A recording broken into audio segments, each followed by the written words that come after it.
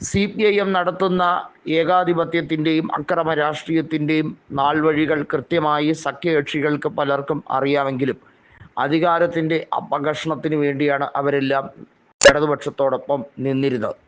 ഇപ്പോഴിതാ CPIയിൽ തന്നെ വിമത വിഭാഗം അതിശക്തമായി നീങ്ങുകയാണ്. നമുക്കറിയാം, CPIയുടെ സംവിധാനം അനുസരിച്ച് 2 തവണയിൽ കൂടുതൽ ടേം കണ്ടീഷനായി സീറ്റ് അനുവദിക്കില്ല.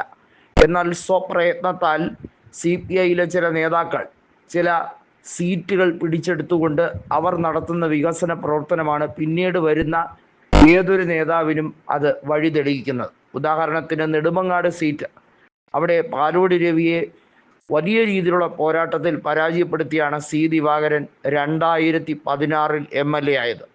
കരുനാഗപ്പള്ളിയിൽ 2 വട്ടം MLA ആയ C. ദിവാകരന് നെടുമങ്ങാട് കൊടുത്തത് തന്നെ ഒരുപക്ഷെ ജയിക്കുമെന്ന് ഉറപ്പൊന്നുമില്ലായിരുന്നു. എന്നിട്ടും അദ്ദേഹം അത് പിടിച്ചെടുത്തു. എന്നാൽ തൊട്ടടുത്ത് വന്ന GR അനിൽ ഒരു രീതിയിലുള്ള ബുദ്ധിമുട്ടും കൂടാതെ ആ സീറ്റ് പിടിച്ചെടുക്കുകയും ചെയ്തു.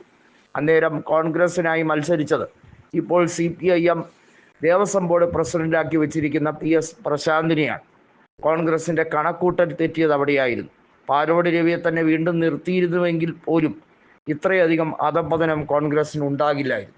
ഇത്തരത്തിൽ പല വീഴ്ചകളും കോൺഗ്രസിന് സംഭവിച്ചിട്ടുണ്ട്. അതായത് CPIയിലെ വിമത വിഭാഗത്തെ കോൺഗ്രസിലേക്ക് ലയിപ്പിക്കാനുള്ള നീക്കമാണ് ഇപ്പോൾ അടൂർ പ്രകാശ് നടത്തി വരുന്നത്. അത് ഏറെക്കുറെ വിജയകരമായാൽ പല സീറ്റുകളും CPIയിൽ നിന്നും കോൺഗ്രസിന് പിടിച്ചെടുക്കാൻ കഴിയും. ചിറയൻകീഴ് ഉൾപ്പെടെയുള്ള അടൂർ പ്രകാശിൻ്റെ ലോക്സഭാ മണ്ഡലത്തിൻ്റെ കീഴിലുള്ള സീറ്റുകൾ പോലും CPIക്ക് വിജയിക്കാൻ സാധ്യതയേറുന്ന സീറ്റുകളാണ്. കൃത്യമായി പറഞ്ഞാൽ ചിറയൻകീഴും അതുപോലെ നെടുമങ്ങാടുമൊക്കെ CPIയിൽ നിന്നും കോൺഗ്രസിന് പിടിച്ചെടുക്കാൻ കഴിയുന്ന സീറ്റുകളാണ്. പല ഭാഗങ്ങളിലും കൊല്ലം ജില്ലയിലുള്ള CPIയുടെ സീറ്റുകളിൽ പലതും കോൺഗ്രസിലെ ജനകീയരായ സ്ഥാനാർത്ഥികൾ മാത്രമല്ല, CPIയിൽ നിന്നും കോൺഗ്രസിലേക്ക് വരാൻ ആഗ്രഹിക്കുന്നവർ നിന്നാൽ അവിടെ വിജയിച്ചു കയറാൻ കഴിയും എന്ന സാഹചര്യമാണ് ഇപ്പോൾ സൃഷ്ടിക്കപ്പെട്ടിരിക്കുന്നത്. തീർച്ചയായും അത് വലിയ ഗുണകരമാകുന്ന സാഹചര്യമാണ്. പിണറായി വിജയൻ്റെ അധികാര ദുർവിനിയോഗം അത് ഏറെക്കുറെ CPI അവർ നാണക്കേട് സഹിച്ചും മുന്നണിയുടെ ഭാഗമായി നിൽക്കുന്നത് മന്ത്രിസ്ഥാനം ഉൾപ്പെടെ ഉള്ളതുകൊണ്ടാണ്. 4 മന്ത്രിമാരാണ് CPIക്ക് ഇടതുപക്ഷ സർക്കാരിൽ ഉള്ളതെങ്കിൽ പോലും പ്രധാനപ്പെട്ട വനംവകുപ്പ് ഉൾപ്പെടെയുള്ളത് ശശീന്ദ്രന് കൊടുത്തതിൽ CPIക്ക് അതൃപ്തിയുണ്ട്. സാധാരണഗതിയിൽ CPI കാത്തു സൂക്ഷിക്കുന്ന വകുപ്പാണ് വനംവകുപ്പ്. 2006-11 കാലഘട്ടത്തിൽ ഇപ്പോഴത്തെ സംസ്ഥാന സെക്രട്ടറി ആയിട്ടുള്ള ബിനോയ് വിശ്വം തന്നെയായിരുന്നു VS അച്യുതാനന്ദൻ്റെ ക്യാബിനറ്റിൽ വനംവകുപ്പ് കൈകാര്യം ചെയ്തിരുന്നത്.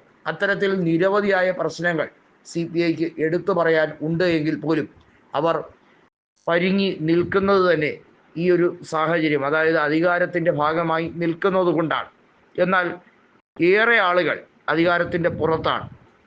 K. ഇസ്മായിൽ അടക്കമുള്ളവർ അവർക്ക് വേണ്ടി ശബ്ദമുന്നയിക്കുകയാണ്.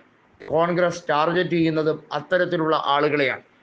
തൃശ്ശൂരിൽ VS സുനിൽകുമാർ അടക്കമുള്ള നേതാക്കൾ കോൺഗ്രസിനെ ശക്തമായി പുകഴ്ത്തുകയും അവർ അനിവാര്യമാണ് എന്ന് പറയുകയും ചെയ്യുമ്പോൾ CPIM BJP അവിശുദ്ധ ബന്ധത്തിന് തിരശ്ശീലയിടാൻ അവർ കോൺഗ്രസിലേക്ക് എത്തുമെന്ന വ്യക്തമായ സാഹചര്യമാണ് ഇപ്പോൾ ഉരുത്തിരിഞ്ഞു വരുന്നത്.